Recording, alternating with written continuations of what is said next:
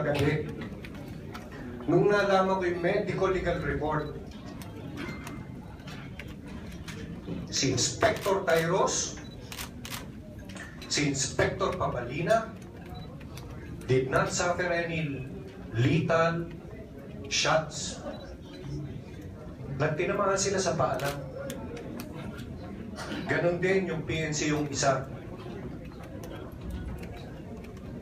Paano namatay yan? Yung isa, binaril nyo sa ulo eh. Buhay na buhay pa yung tao eh. Yung isa, hinuparan nyo ng bulletproof niya eh. Binaril nyo sa katawan niya. Yung isa, 9mm sa ulo niya. Dalawang fatal shots. Hindi po pwede nag-suicide yung tao dahil in the face of so many enemies. Kasi 9mm, close range yun. Short firearm. Nakita na eh. Ito lang po ang gusto kong tanong eh. Nakita nyo na SAP yan eh. Kahit anong violation pa yan. Kahit na po sinabi nating walang coordination, etc. Kahit na sabihin pa ho natin, sino muna nagpaputok? Kausap yan eh. Sa usaping pangkatahimikan, peace talks. Bakit nyo pininis yung mga tao? 44 yan eh. Tatatlo pa lang yung sinasabi ko eh. 20 others were all with headshots. Hindi pa ho kami tapos dun sa pagtatanong ko eh. Sa medical legal namin. You know, Your Honors, wala.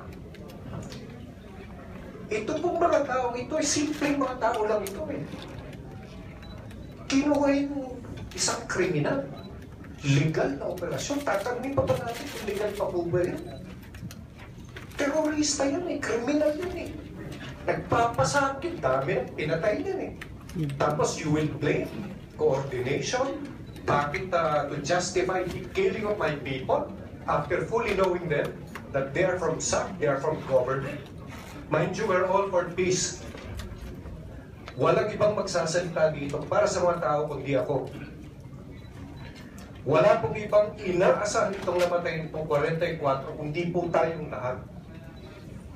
Bigyan naman natin ng hustisya at magpakatotoo sana tayo dito. Hindi po pwedeng laging ganito. I seek answers for my people.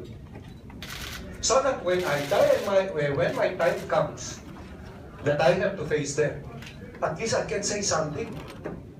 It is always sweet to die for this country. Itong mga taong ito will always be there in your front and say, mission accomplished po. Sana nga ako, sinasabi ko, kasama na ako din eh. Personal eh. So that I can lie down before you and tell you, salute, mission accomplished.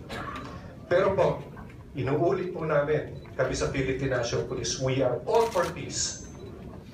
Sagutin nyo lang po ako so that when we face each other all in heaven, I can tell them what happened.